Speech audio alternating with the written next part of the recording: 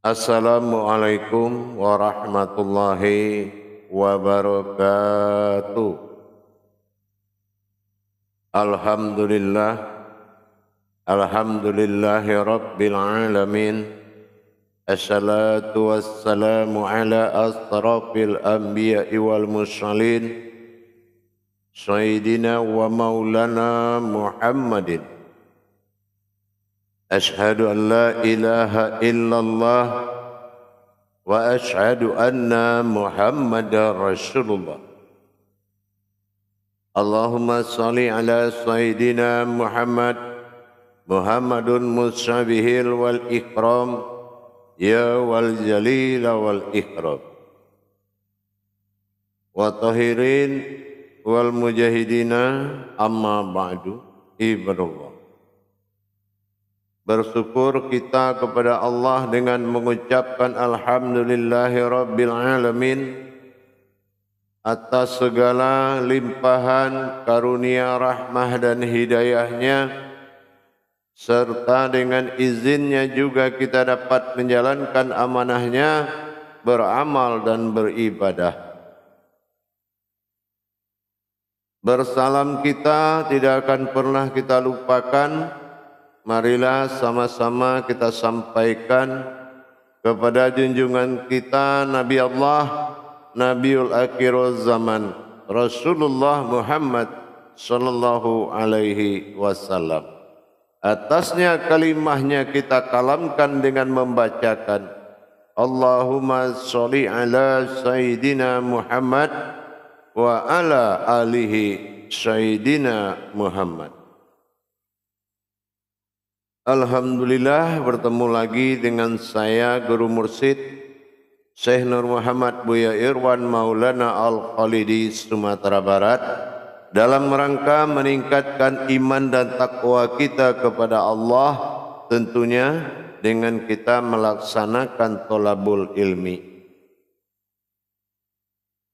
Insyaallah dalam tayangan YouTube Buya Pasaman Timur dalam makom majelis zikir Marifatullah, kita akan berbagi wawasan dan ilmu pengetahuan yang mana kemuliaan itu adalah bagi manusia yang diridhoi dan dicintai oleh Allah adalah memiliki jiwa berbagi ilmu dan wawasan dalam rangka fastabiqul khairat, dan kita selalu menuju dan berlomba ke dalam kebaikan di jalan Allah. Insyaallah dalam pertemuan waktu yang sangat kita muliakan ini, saya akan berbagi sedikit wawasan, yaitu tentang hakikat terhadap kedekatan diri kita kepada Allah.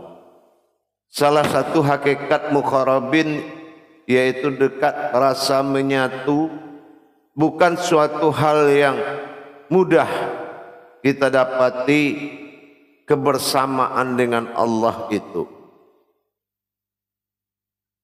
Mengingat Allah dan selalu dalam ingatan itu membedakan mengenai potensi tentang mengingat. Kalau kita selalu di dalam masa mahabbah kepada Allah, tentunya kita tidak lupa dalam kegiatan hidup 24 jam. Bagaimana kita menerapkan rasa kedekatan tersebut dengan Allah Subhanahu wa taala? Salah satunya adalah dengan kita menyadari bahwasannya panggilan terhadap nama kita, fungsi nama kita di muka bumi Allah ini. Kita diberi nama oleh orang tua, ada asma kita.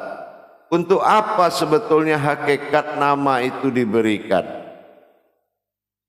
Padahal Allah telah mengatakan dalam salah satu riwayatnya, dalam sifat salabiyahnya, mukhalifatuhu lil hawadis, Allah telah menjadikan kamu itu dalam berbeda. Harusnya tidak pakai nama karena sudah ada perbedaan, yaitu terutama perbedaan wajah. Tetapi ternyata Allah menyetujui ada asma zakat yang telah kita lakukan, yang mana nama kita dimiliki orang lain. Contoh dimiliki orang lain apa? Orang yang selalu memanggil nama kita. Artinya itu adalah salah satu pemberkahan. Apa hakikatnya? Prinsipnya sebuah nama yang disebut oleh orang lain menuju kita, itu adalah menuju sebuah makom persembunyian, yaitu makom batinnya Allah yang disebut diri. Asmaul Husna dimulai dengan nama, diakhiri dengan diriku. Kalau seandainya yang maju itu nama kita, mana akhir diri Allah itu? Mana diri yang memakai asmanya? Nah, ini yang hakikat dari maksud tujuan sebuah nama tadi. Ya. Kalau kita namanya umpamanya laki-laki Abdullah. Nah, berarti mana hakikat diri Abdullah? Nah, inilah yang dikatakan husna. Jadi dalam hal bermuqarabin, bermendekatkan dan menyatukan diri dengan Allah, salah satu dari ibadahnya adalah dengan menzakatkan nama diri kita kepada sesama agar menjadi makomnya husna Allah. Setiap nama itu butuh diri. Sekarang kalau namanya ada, dirinya mana? Kalau namanya Abdullah, dirinya mana? Namanya Amirullah, dirinya mana? Nah, inilah yang dikatakan ibadullah, beribadah kepada Allah. Nah, di sini kita memiliki sebuah solusi. Allah berikan suatu ilmu kepada kita, yaitu tentang bagaimana kita memperlihatkan hakikat sebuah diri bagi Allah, yaitu yang telah kita pelajari di surat Al-Fatihah, Fatihatun Nasun an'amta alaihim. Nah, bagaimana kita memperkenalkan, mendirikan sifat-sifat asma Allah pada diri kita dengan an'amta alaihim tadi. An adalah diri, am adalah yang terlihat. An adalah sifat diri batin yang am terlihat. Na adalah sifat sir atau hu pada aku. Berarti kita harus memperkenalkan hakikat diri ta'alaihim, diri Tuhan atau diri sifat bagi Allah dengan melalui asma. Dalam riwayat dalam kandungan, ya Allah, seandainya di dunia nanti aku punya nama, aku dipanggil siapa ya Allah? Apa Allah bilang, siapapun yang kamu dapatkan nama, itu adalah namaku. Kenapa Allah katakan begitu? Karena ada husna. Nah, bagaimana mencocokkan nama keseharian ini dengan husna Allah yang ada dalam diri? Nah, inilah dengan sebutan kalam anna. Nah, anna. Jadi kalau kita ingin membesarkan Allah dalam diri kita, tentunya kita menyebut an'amta alaihim itu dengan ana. An itu adalah diri batin, na itu aku adalah am. Nah, diri batin itu adalah aku, am itulah jasad, itulah yang dizahirkan. Jadi dengan singkat kita akan menjawab, memanggil dengan anna. Jadi namanya Abdullah umpama, anna Abdullah. Jadi Abdullah ini adalah asma dari anna tadi. Nah, asma dari diri an'am tadi. Nah, ini yang dikatakan hakikat daripada asmaul husna tadi. Kesitulah arah daripada asmaul husnanya. Jadi dengan kita sudah menyampaikan nama kita menjadi sebuah makom yang mana husnanya adalah hakikat Allah dalam diri tadi, itu disebut dengan ana. Alif, ana, an adalah wujud an, wujud diri al-haqqullah atau diri halus, sementara na adalah keakuan Allah pada zahir, maka disebut dengan am. Ini dikatakan anna. Jadi kalau Allah menyampaikan kepada hakikat nama dia inna, Tapi kalau I jatuh kepada hakikat rohani. A, alif markah A itu jatuh kepada anna. Alif markah I jatuh kepada yaitu izzatullah rohani. Itulah yang dinamakan an. Jadi A, I. Kenapa tidak ada U? Karena U adalah sir batin yang tidak ada asmanya. Tidak boleh diasma, tetapi dia adalah sebuah lahud atau sebuah sir.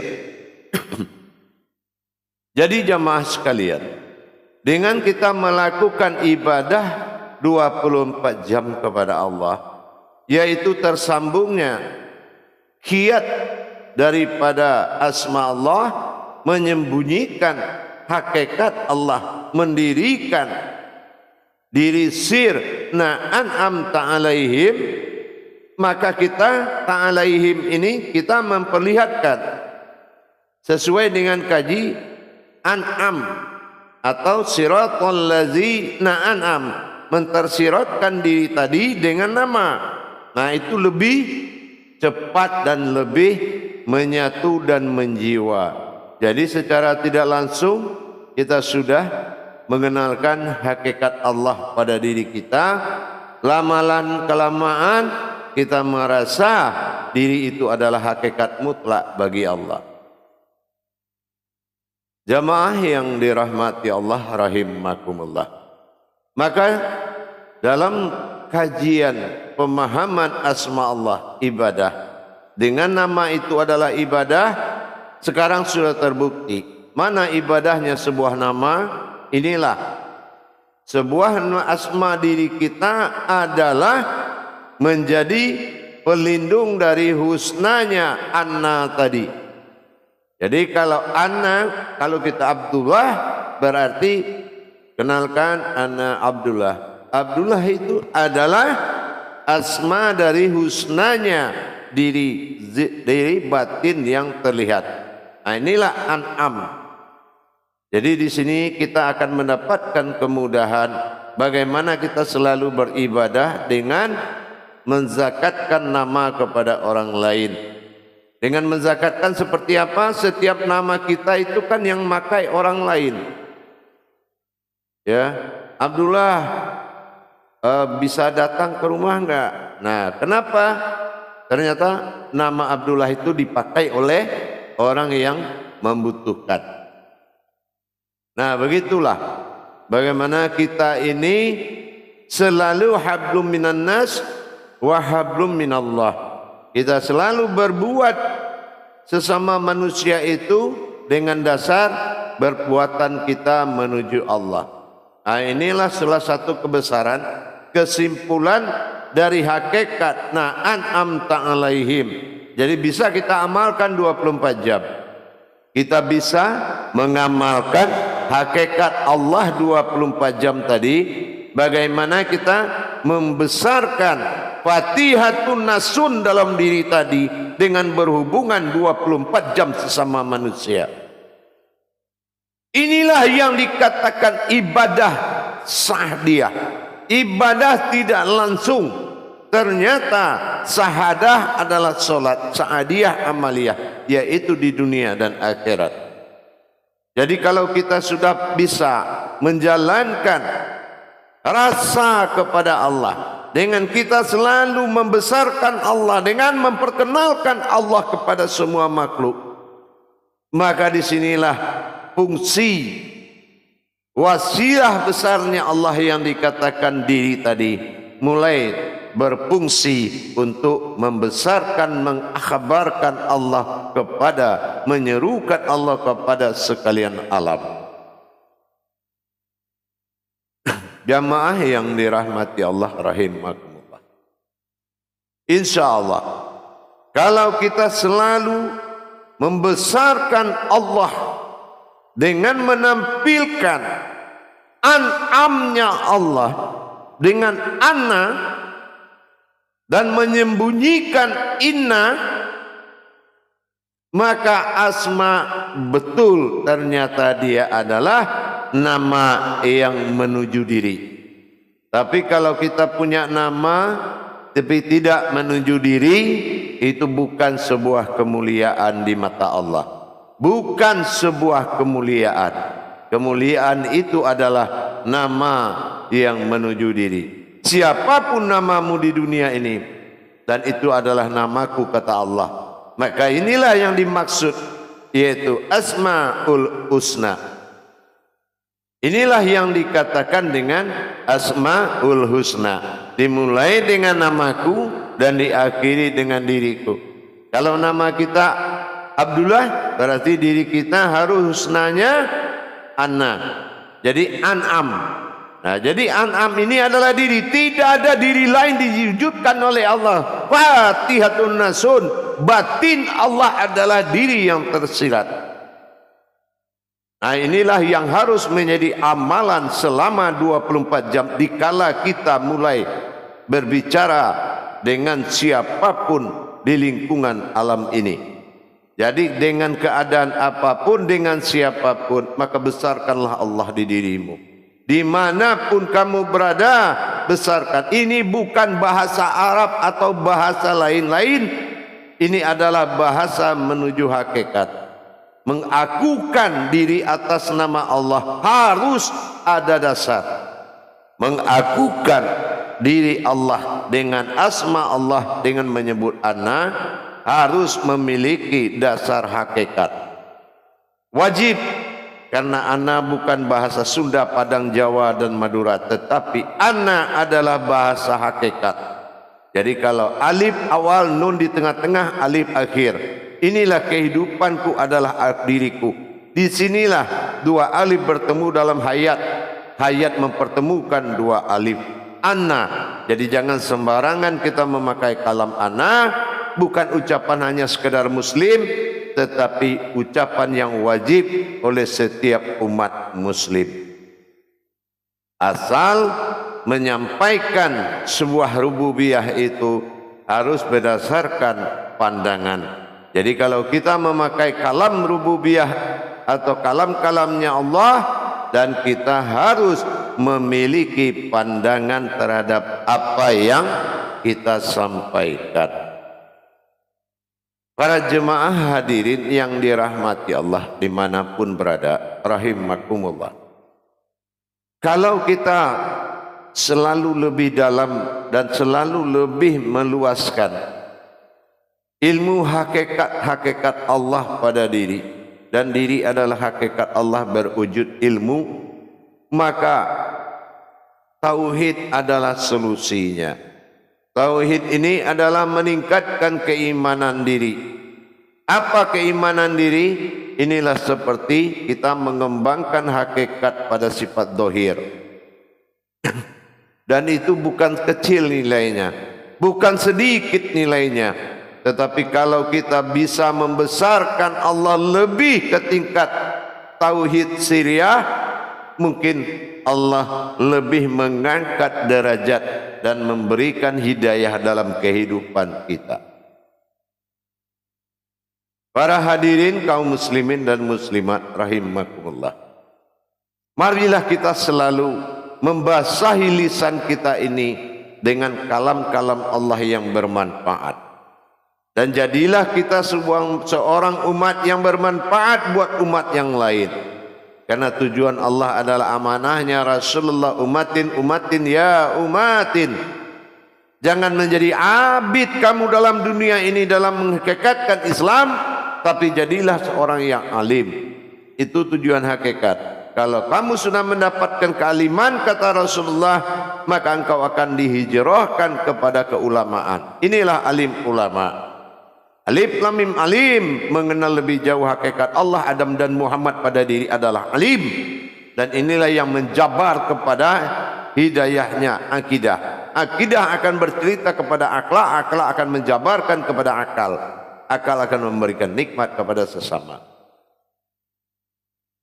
Para hadirin dan jamaah yang dirahmati Allah, insya Allah dengan kita meningkatkan pemahaman diri kita kepada Allah, dengan kita selalu memberikan dan mencari ridho Allah di dalam ilmunya, insya Allah semakin diangkat derajat kerohanian kita. Karena apabila rohanimu memiliki kemampuan yang kecil, pengenalan yang sedikit kepada Allah, bukan rohani namanya. Rohani adalah ruhku, kata Allah, hayat dan diriku. Kalau dia memiliki pandangan yang banyak, pengalaman yang banyak, kodrat yang kuat, maka Allah akan menutupi janjinya dan memberikan pemahaman kepada kita. Tetapi kalau kemampuan rohani kita sangat kecil sekali, maka Allah tidak menjanjikan akan paham kita kepada apa yang kita hadapi. Al-Baqarah 269 cukup menjanjikan Allah akan memberikan pemahaman kepada orang yang dia ridhoi, Allah orang yang dia percayai. Hikmah, inilah hikmah memahami ini tidak bisa datang dari kita, semuanya datang dari Allah, datang dari Allah untuk menuju kodratnya Allah. Jadi kita harus bisa meningkatkan iman tauhid kita dalam memperjalankan rohani kepada Allah. Inilah yang penting. InsyaAllah mudah-mudahan dengan kita lebih luas lagi menjalankan hakikat-hakikat ketuhanan dalam diri kita untuk mencapai bagaimana rasanya menikmati hayatnya Allah pada diri, dan diri ini adalah sebuah hayatnya Allah yang akan menjadi keinsanan di muka bumi ini. Dengan kita meningkatkan derajat iman kita, rohani kita akan besar dan mampu menelan kaji apapun. Tidak ada kesulitan bagi rohani. Asal itu ada merasa kesulitan, sesungguhnya itu adalah bertajali akal di dalam yang batak, yang hak. Maka kebatilan semakin tinggi. Bukan kaji yang tinggi, bukan kaji yang kuat, tetapi nafsumu yang telah ketengah dengan akalmu di dalam kodrat Allah. Inilah yang harus diwaspadai. Mari kita tingkatkan iman tauhid kita dengan selalu kita mencari solusi bagaimana bermuqarrabin kepada Allah. InsyaAllah. Bagaimana kita mendekatkan diri kepada Allah. Jangan kau kalamkan yang kau tidak tahu hakikatnya. InsyaAllah mudah-mudahan selamat dunia dan akhirat. Bermartabat kita pada dunia setelah derajat Allah. Martabat Allah nyata dalam diri kita. Para jemaah yang dirahmati Allah rahimakumullah. InsyaAllah dengan kita berbagi ilmu dan wawasan, bahwasanya untuk menyimpulkan na'an'amta alaihim cukup dengan memanggil anna. Tapi an fokus kepada diri batin, na fokus kepada zahirna, yaitu diri zahirnya Allah, dengan am melihat diri zahir. Jadi memperkenalkan zahir batin cukup dengan anna. Dengan selalu kita mulai menghidupkan mata hati kita kepada apa yang kita kalamkan. Inilah arasullah. Itulah kenaikan aras Allah dalam diri. InsyaAllah semakin banyak kemudahan di dalam mencapai tauhid diri kepada Allah, dalam rangka menata dan mentauhidkan diri kepada Allah. Hindari pemahaman yang kamu anggap mudah dan cintailah pemahaman yang kamu anggap susah. InsyaAllah. Barakallahu ya karim ya rahman ya rahim. Akhirul kalam wa billahi taufiq wal hidayah. Wassalamualaikum warahmatullahi wabarakatuh.